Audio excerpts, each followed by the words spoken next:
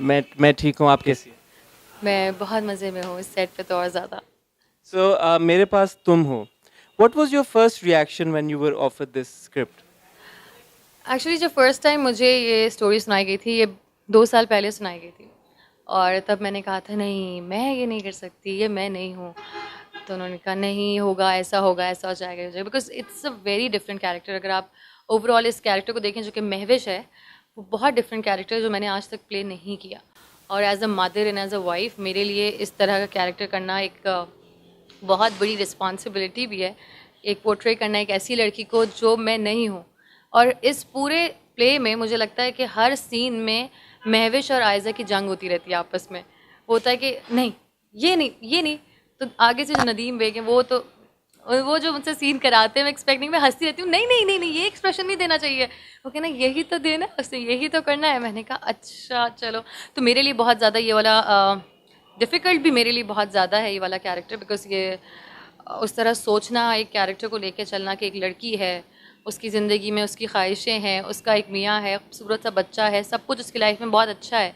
उसके बाद आगे कुछ चीज़ें ज़िंदगी में आती हैं जो कि हो सकता है आपको लाइफ में मौके मिलते हैं, आपको बहुत सारी अब मैं स्टोरी तो नहीं बता सकती क्योंकि बहुत कुछ है उसके अंदर और मुझे पिटाई लगने वाली है बता दिया तो। तो हुमायूं के साथ काम करना का जो एक्सपीरियंस था वो कैसा था? अम, मैंने उनके साथ पहले तो हमारी रिहर्सल्स हुई थी ताकि मैं पहले ज़रा कंफर्टेबल हो जाऊँ, हम सीन्स कर सकें, किस तरह बोलना है, किस तरह।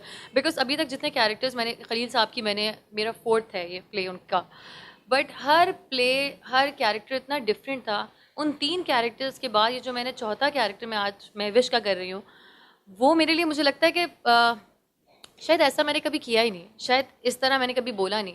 अगर वो देख जैसे नदीम भाई थे वो देख रहे थे मेरा, कहने लगे तुम्हारा बड़े अलग सा आ रहा है, क्यों? मैंने कहा पता नहीं। मैंने कहा नहीं, कुछ कैरेक्टर तुम्हारा, कुछ चीज़ है, तुम्हारी एक्टिंग और वो मज़े बहुत अच्छी आ रही है मगर कुछ अलग सी आ रही है।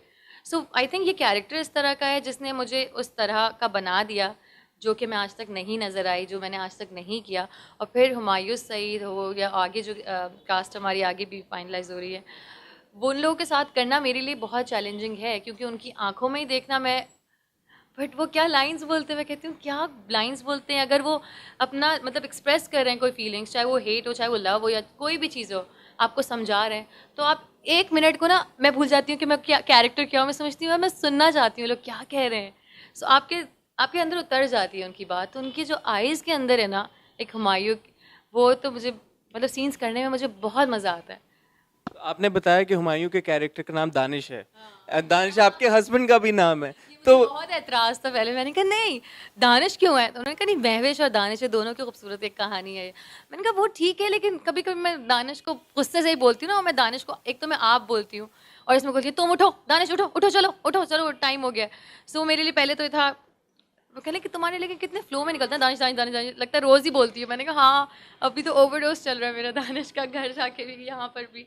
बट ये कैरेक्टर शुरू में मुझे बहुत डिफिकल्ट लग रहा था कि अच्छा दानिश कैरेक्टर है और उसके साथ जो जो ये करेगी तो ये और वो, तो लोग ना रिलेट कर जाते हैं ना कि अच्छा उसका मियाँ भी और ये भी प्ले में भी ये नाम है।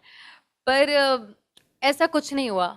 जब हम प्ले करने लगे तो मैं महविश हूँ, वो दानिश है, और हमारी एक अजीब सी केमिस्ट्री है और बड़ी खूबसूरत है। लाइक मैं बहुत इंजॉय करती हूँ हर सीन, जो हम पढ़ रहे होते हैं, हंस रहे होते हैं, हम लोग वो सीन करते हैं तो वो सब लोग देख रहे होते हैं बैठ के यूँ करके मॉनिटर में। अगर कोई सीन है कि हम सामने आमने बैठे हुए और मैं उनसे मना रही हूँ उनको, लाइक ये बहुत लाडली है, अपने शौहर की बहुत लाडली है, हर बात सुनता है वो, हर बात उसके कहने से पहले उसकी सुन लेता है। सो वो चीज़ें करना, अपनी बातें मनवाना, वो इतने क्यूट सीन्स हैं उसके अंदर कि मुझे डेफिनेटली पता है लोगों ने बहुत इंजॉय करना, लोगों ने कहना है ये दोनों को कोई अलग ना करे बस।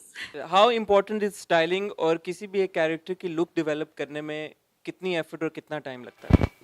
अच्छा, एक तो मुझे शौक है कपड़े बनाने का, तैयार होने का। और जब मैं इस फील्ड में आई ना तो अम्मा को लगता था तुम बिल्कुल सही जगह आई हो। तुम्हें फजूल खर्ची का शौक है, हर चीज़ का शौक है, कपड़े पहनूँ अच्छे, कपड़े जूते अच्छे पहनूँ, इसके इसकी मैचिंग की ये चीज़ भी हो, फलां चीज़ भी हो। तो अब मेरे वो काम का हिस्सा बन गया। शुरू में अम्मा भी इरिटेट होती थी, इतने कपड़े इतने। मैंने कहा अम्मा पिछले सीरियल में पहन लिए, मैं नहीं पहनूंगी वो, बिकॉज वो मैं उस दूसरे कैरेक्टर में थी। अगर मैं उस कैरेक्टर में भी यही पहन के खड़ी हो जाऊंगी तो वो फिर वो बात नहीं आएगी। मुझे लगता है स्टाइलिंग बहुत इंपॉर्टेंट होती है आपके पूरे कैरेक्टर के ऊपर।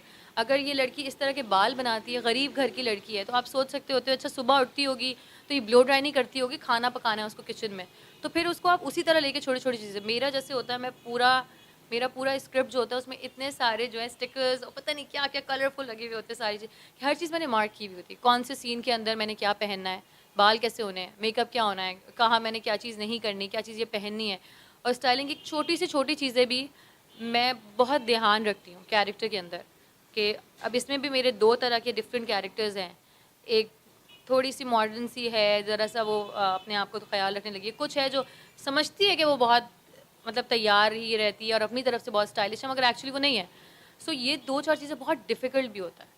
अगर मैं पिछले कैरेक्टर में डॉक्टर थी तो वो मेरे लिए डिफ़िकल्ट था उस चीज़ को करना कि कोई भी चीज़ उसकी बहुत स्टाइलिश ना हो जाए, बिकॉज़ डॉक्टर्स नहीं पहनती, लड़कियाँ पहनती भी हैं वैसे, बट आपने ख़्याल रखना पड़ता है और मुझे तो बहुत ही मज़ा आता है सारी चीज़ें करने में। मैं सबको कहती हूँ कि नहीं, ये चीज़ें ख़्याल रखो, बिकॉज़ स्क्रीन पे आपने आना है और लोग हमें फ़ॉलो कर रहे हैं। सो जितनी भी आउटफिट्स हैं आपके जो ड्रामे में लोग देखेंगे, या ज्वेलरी है, जो एक्सेसरीज हैं, वो सब आपकी अपनी है? वो मेरी अपनी होती है, और अगर जैसे बहुत ब्राइडल सीन्स होते हैं या फॉर्मल सीन्स होते हैं, फिर वो मेरे डिफरेंट डिज़ाइनर्स हैं, उनसे मैं हायर करती हूँ और मैं पहनती हूँ, मैं को वापस कर देती हूँ वो मैं रखती नहीं हूँ क्योंकि मैं मुझे उसके बाद पहनने ही नहीं होते।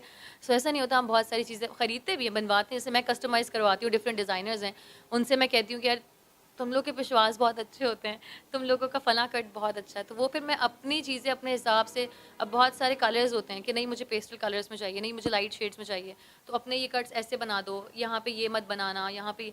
सो वो मेरी एक मीटिंग होती है हर डिज़ाइनर्स, जिससे भी मुझे, ये नहीं कि मैं कुछ भी उठा के ला के पहन लिया, ऐसा कुछ नहीं होता। हमेशा मेरा वो जो मैं पहनी होंगी आपको कोई और पहना हुआ नहीं नज़र आएगा, जबकि वो वही जोड़ा होगा, मगर उसकी स्टाइलिंग थोड़ी डिफरेंट हो जाती है। अच्छा, finally, when will we get to see you on the big screen, और विल वी एट ऑल?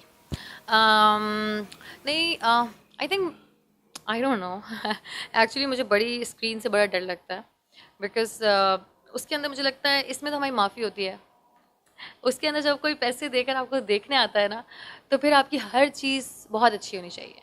मैं अगर कोई फ़िल्म देखने जाती हूँ, डायरेक्शन आपकी, आपके कपड़ों से लेके, आपकी एक्टिंग से लेके, आपके सामने कोई सामने एक्टर है उससे लेके, हर चीज़ बहुत इम्पॉर्टेंट है। और मुझे लगता है अभी हम लोगों को थोड़ा सा टाइम चाहिए सब चीज़ों को परफेक्ट करने में। ऑब्वियसली बजट हमारा, बहुत सारी और चीज़ें हैं। सबसे पहले आई थिंक अगर कोई मुझे इतनी अच्छी स्क्रिप्ट आएगी जिससे मुझे लगेगा, और मुझे बहुत शौक है एक लव स्टोरी करने का, कोई ऐसी कहानी हो जो कि बहुत खूबसूरत, 2 लोगों की कहानी हो, मगर वो लोग जुड़ जाएं, वो समझें कि ये हम हैं, या तो बाहर निकले तो रोते हुए आए या खुश होते हुए आए कि वो मिल गए। सो वो मुझे इस तरह की कहानी करनी है, और जब तक वो इस तरह की नहीं बनेगी शायद मैं फिल्म नहीं करूँगी। Thank you for your time, and we sorry to disturb your shooting. नहीं नहीं, इट्स ओके, यहाँ तो मज़ा आता है, मुझे तो बात करने का मौका चाहिए होता है, कोई मिल जाए जिसको कहानी सुनाती रहो Every film that you do turns out to be this huge blockbuster. Why do you keep coming back to television? Because TV is